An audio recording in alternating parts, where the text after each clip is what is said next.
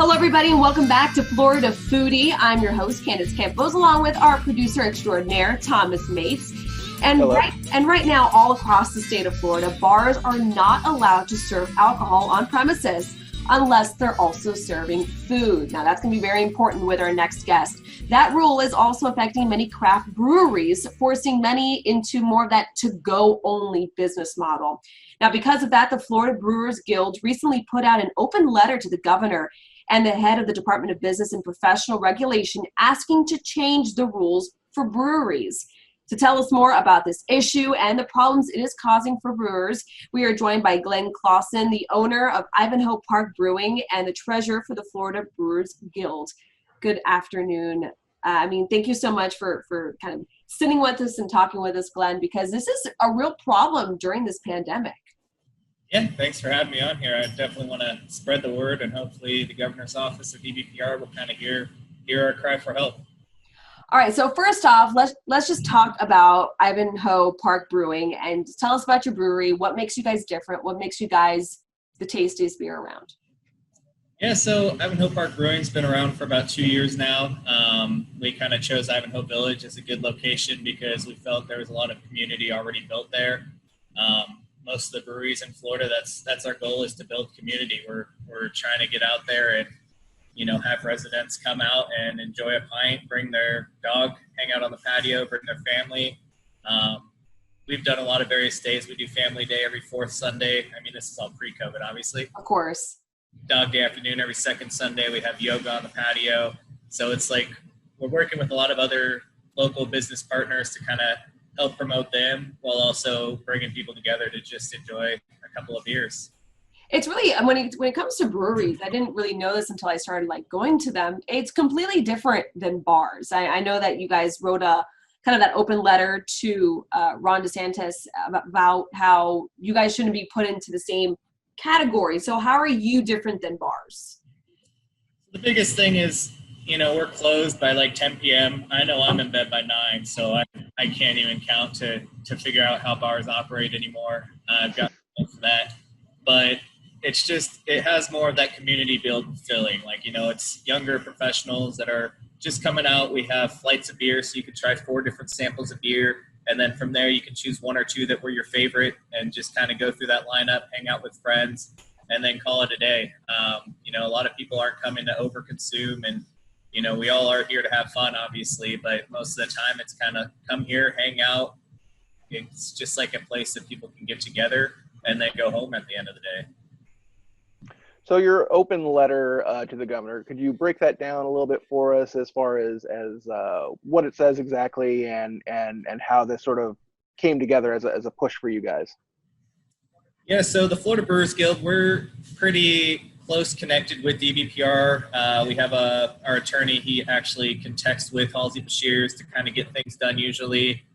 He has a great connection with the governor's office, so we kind of communicate with him pretty directly. And when the second round came out, they had initially allowed us to reopen based on the fact that we had a food truck on our patio, which would allow us to operate as a food establishment under CDC guidelines of 50% feet, less than 10 people. So we were all following that. And when they said the second closure with bars, we thought they would let us classify with that food truck operating as a food establishment. But unfortunately, Halsey Bashirs and the DBPR disagreed with that and said, unfortunately, they're going to classify us as bars. So we were kind of, taken back at that point because a lot of us were following the rules and regulations. We were even self-closing. I know local breweries in Central Florida were closing when a customer reached out and said, hey, I've been in contact, just wanted to let you know. And they would shut down, do the proper protocol of cleaning before reopening safely with even more protocols to kind of, hedge that risk of increased cases. So all we were trying to do behind closed doors was get that in place because a lot of breweries don't operate with food. We have food trucks and, we tried to work that out. And unfortunately, DBPR kind of went silent on us. The governor's office wasn't listening. So we got together as a guild and, it was kind of quick how we put the letter together, but there are 320 breweries in the state of Florida that work with the guild as members. And we did an internal audit, and they said about 100 of them, if something doesn't change in the next couple of weeks, they're going to have to close their doors permanently. and all those places that built that community and built that brand and these people's livelihoods. All these owners, we know each other and we hang out. We know each other's families. We have a beer together, occasionally, and it's just tough knowing their story and knowing that, what they're going through could be devastating. And I mean, we were talking before this recording about how, during this pandemic, we've talked to so many businesses, families. I mean, even with schooling, learning how to, quote, pivot the way that you do schooling or pivot the way you do business. And you guys have had to put a lot of money into it to try to make things work, to be able to keep your business open. Can you give us a little bit of an explainer about that? Yeah, so luckily at Ivanhoe Park, we invested in putting in the drop ceiling. We purchased a pizza oven, and we partnered with Locals Flippers Pizzeria, which does pre-made pizzas that we can quickly cook and get out in 5 to 6 minutes. So that allowed us to file with the DBPR to get another license to let us use our original license the way it should be utilized, which is a difficult situation because with the first round of closures, it kind of was an even playing field where nobody could serve on premise. So a lot of people did come out and support, and it was great for local breweries because we do offer off-premise packaging. Some of the breweries that don't have a canning line, they figured it out. They worked with growlers and got beer to go. So it was almost, somewhat helpful that everybody had to shut down on-premise, because then when you're forced to drink at home, you're going to get your favorite cocktail to go from your restaurant, but you'll still come out to support your local brewery. With this round of closures, unfortunately, restaurants are allowed to be open with on-premise. So it makes it more difficult because people are, not shopping off-premise product anymore. They're going to the bar and hanging out and having a couple beers with their friends and then going home. So it's kind of, dropped significantly based off of phase 1 versus phase 2. So with us, we invested about $2,500 to get all these items together. We applied for our 509 license as soon as we knew about that so-called loophole, and it allowed us to reopen with that piece of paper. But it's tough because that piece of paper doesn't make us any safer from having COVID here. And a lot of other breweries going through that first round of devastation and loss of revenue and, trying to keep employees hired. Unfortunately, they don't have that type of capital or resources to get that food license to let them operate at somewhat of a normal, operation. So what's your overall goal here? Like what's that you finally want to accomplish with this push, this message to the governor? Is there a compromise that could be reached? What's the end game? So the biggest compromise is just letting us go back to the food truck operations. I mean, I don't see a difference between a restaurant having a kitchen and a food truck serving food with beer and wine on premise with our 2 COP licenses that we currently have to allow us to operate that way. We've presented that, and unfortunately it was shot down. So it's just something we're trying to bring to light. Like, how is it any different? A lot of us aren't bars. We're closed by 10 p.m. Like we mentioned, we're more of a family-friendly, dog-friendly establishments that are just trying to keep our lights on, pay our rent. I mean, we're coming up to the point where I think it was 2 weeks ago where we're mandated closed by the state more than we've been allowed to be open in 2020. And it's just difficult. I mean, there's a lot of other stuff on the docket, but that's the biggest thing. It's just letting us get to some sort of normal and then, evaluate what we can do in the future to help with maybe, waiving license fees that they usually charge annually, or helping us with some sort of tax credits or something, just anything that will allow these 100 breweries that say they're going to close. They can't pay their rent. They can't pay their payroll. They aren't going to keep their lights on and, not kill that community that we've been building. Yeah. And the community is really also, for the last couple of years, brewers have really started really gaining momentum across Florida, and it's one of those things, it's hard to see it finally starting to reach its, its crescendo. And then all of a sudden this happens. I mean, what are the other brewing companies, kind of also saying? So I talked to a lot of them personally.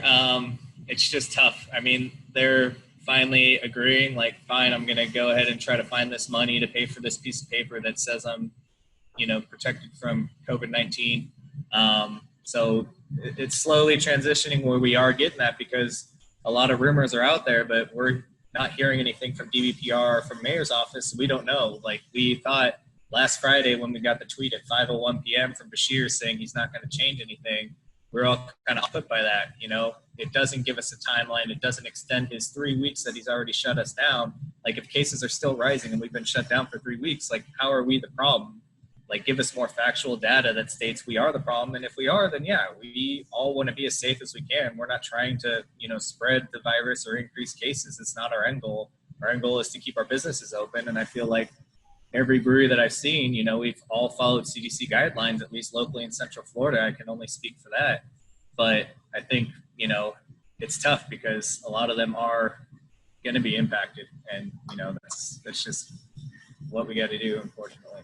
So it's fair to say that your issue isn't necessarily that you have to close. Obviously, it's more that you have not been given the reasons behind it. It's just, it seems that you were told, oh, this is the problem, and you're closed, and never the how or the why. That is one of the big issues. They did tell us that the Department of Health gave them contact tracing data, and it led back to mainly bars.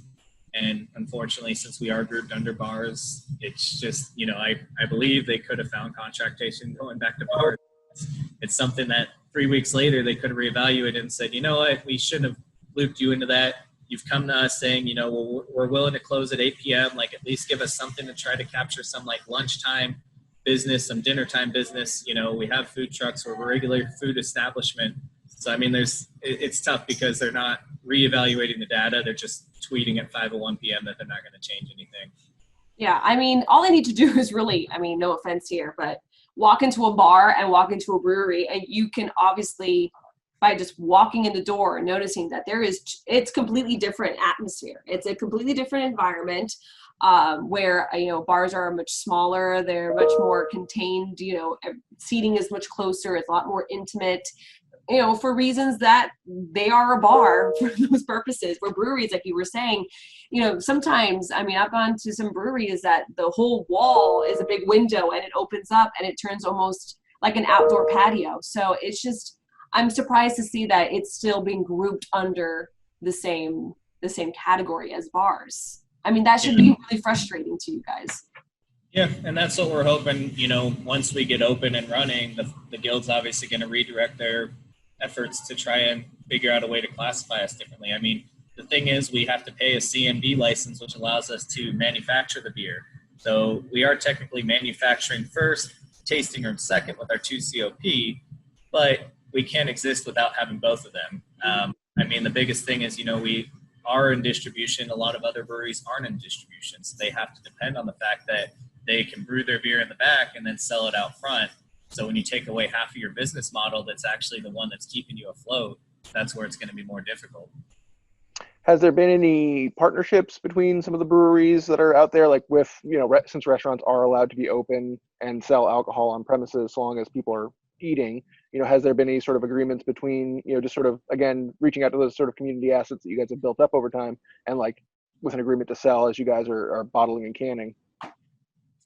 So luckily with us, we already had a lot of accounts out there that are restaurants. So they've been a huge support, helping us out. They know we're in a difficult time. We're actually doing a promotion with Pig Floyd's down the road from us. They do they are so good. So they're doing a special this weekend where you can call in and you get a mixed 6-pack of our Joyland RPA and our Toboggan Blonde Ale. And then you get it with a huge pairing of meats that they're giving out. It comes with the ribs, it comes with the brisket, it comes with 2 sides. So let me get a pen and paper. Hold on, Glenn. I gotta write this down. That sounds amazing. But it's like what we were talking about. It's just trying to get as creative as possible, and it's local businesses also helping local businesses. Yeah, and I think that's what's tough is, like, I feel like Ivanhoe Park's doing what we can to keep alive, and we want to help other breweries. That's my biggest thing, is being a board member of the guild. Like, I'm here to advocate for them, and I hear their stories, and that's where, I want to be there and tell their story and get it out there. And that's why hopefully a lot of these outlets are also listening to them to hear their story, because it's been a more difficult challenge, because they were on the up and up. They were, kind of flowing, but it was more so the fact that they depend on their tap room than the distribution side of it. So we're just lined up with the fact that we did have distribution, so it's helped us get through this. But I mean, obviously our taproom side is a day-by-day thing, and we want to keep our staff employed as long as we can. Get all back, as soon as phase 1 allowed us to reopen, we brought most of our staff back, and now we're reevaluating and deciding, like, look, the tap room's a lot slower than it used to be. It's just not as great as it used to be. So we're trying to figure out what we can do as a whole that will benefit all of us to, keep us employed, keep us, open. So you've said there's at least 100 breweries across the state that are kind of in the danger zone right now. Are there any that have already kind of, that last nail's already kind of been put in their coffin and they've had to close down operations, or is that still, is everyone still fortunate enough to stay open?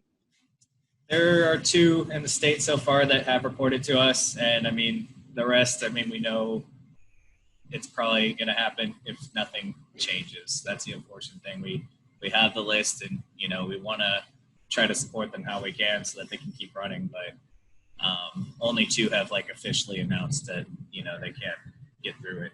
But it's a ticking bomb for everybody else, unfortunately. Pretty much. 2 weeks is going to be a big, decision in the next 2 weeks for a lot of them. So that's going to be kind of like the red line date is just 2 weeks. They'll know if their operations have to suspend. Yep. And I mean, like I said, with the CMB license, we're going to owe $3,000 to renew that at the end of August or September in that time frame. So if we're already making little to no money to just pay for ingredients, to pay payroll, to pay rent, and we're getting hit with another, annual license fee from DBPR, that's where, that's the next thing on the docket. Once we get people open, we're hoping we can come to the table and negotiate some way to lower those fees. I mean, we're not able to use our licenses at 100%, so why should we pay the 12% annual fee if you're state mandating us to not be able to? So that's a whole we're hoping to get covered eventually, but right now the biggest thing is just letting the breweries get open. That's the one thing that we're trying to really push out there. So what can we do? Where you're listening to your podcast, we're watching this podcast, what can Floridians do to help you guys out? What are some of the things that we can do this weekend, let's say, to help you guys out? Yeah, so definitely support your local brewery. I mean, all of them have pivoted to off-premise, so they at least have that. If you do go to the restaurant because you do want to hang out and have a beer and your local brewery isn't pivoting and doesn't have the food license, then definitely, select a local beer that's been distributed there. I think that's just going to be the biggest help on both sides of it. I know there's groups of people that just spend all Saturday and just drive hitting multiple breweries and grabbing whatever, 4-pack or 6-pack that they're offering or whatever growler or growler that they have to go. So I think, for the short term, that'd be the biggest help is just helping, purchase product from them, keeping them somewhat invested. And then we'll see once we can open, and hopefully we'll be able to get at least small crowds back out so that we can enjoy the community feel that we usually feel. Is there a hashtag or something we can use to kind of share anything, or just kind of tagging the local brewery? I think tagging the local brewery, obviously tagging the Florida Brewers Guild so that we do see that support. I mean, the board members, we've been meeting daily. We're all volunteers. We're all business owners. So we're as every other brewery, but we're also putting in the additional time early in the morning, late at night, just to kind of see what we can do to, spread the word, get the information out there. So I think, on social media, it'd be great to post on there, give good reviews on Yelp. I mean, if they deserve it, but yeah, of course. Just, that's one way that you can do it without even spending money or even visiting the brewery. If you've been to a brewery, I mean, most people go on Yelp to get bad reviews. So it's kind of nice when you're like, let's catch up on my positive reviews. I didn't take the time to do that. So just kind of letting the brewery know, like, hey, you gave me great service, even if it was like 1 year, 2 years ago, like something to remind them, like, hey, keep doing what you're doing. We loved your beer. We loved your place. We want you to stick around. Keeping the morale up is the biggest thing right now. Awesome. Well, Glenn, I don't have any questions. Do you have any more questions, Thomas? Real quick before we go, of course, just like where can people find you and your brewery, and what are the social media tags also for the Florida's Brewers Guild if people want to show support that way as well? Yeah, for sure. So Ivanhoe Park is located in Ivanhoe Village, just north of downtown. We're at 1300 Alden Road in Orlando. You can find our beer distributed through ABC, Total Wine, Fresh Market. We're in about 100 different local restaurants locally, and then we also have distribution up in Seminole County, Lake County, and Daytona and Flagler counties. So you can find us pretty much a lot of places. The Florida Brewers Guild, obviously Florida Brewers Guild is our handle for most of our social media. So definitely check us out and follow that and see what we can do as far as getting the letter out there until we get a response. I'm hoping soon that we'll get some. Keep us posted, please. We're hoping, or fingers are crossed, and hoping this turns a good corner. Definitely. And thank you guys so much for the support. All right. Thank you very much. Thank you. Bye. Thank you for listening to Florida Foodie. We'd also like to thank our guest, Glenn Clausen, the CEO of Ivanhoe Park Brewing and the treasurer of the Florida Brewers Guild. You can learn more about the brewery on its website, ivanhoeparkbrewing.com. You can also follow the brewery on Facebook, Instagram, and Twitter. You can learn more about the Florida Brewers Guild at its website, floridabrewersguild.org. Our host is Candace Campos. Please follow her online as well. You can find her on Twitter, just search @CandaceNews6, and on Facebook, search Candace Campos News 6. We'd also like to thank our technical producers, Derek Mosier and Ryan Haley. I'm the show's producer, Thomas Mates. Please take the time to rate and review us wherever you get your podcast from, and you can find videos of all of our podcasts at clickorlando.com/podcast.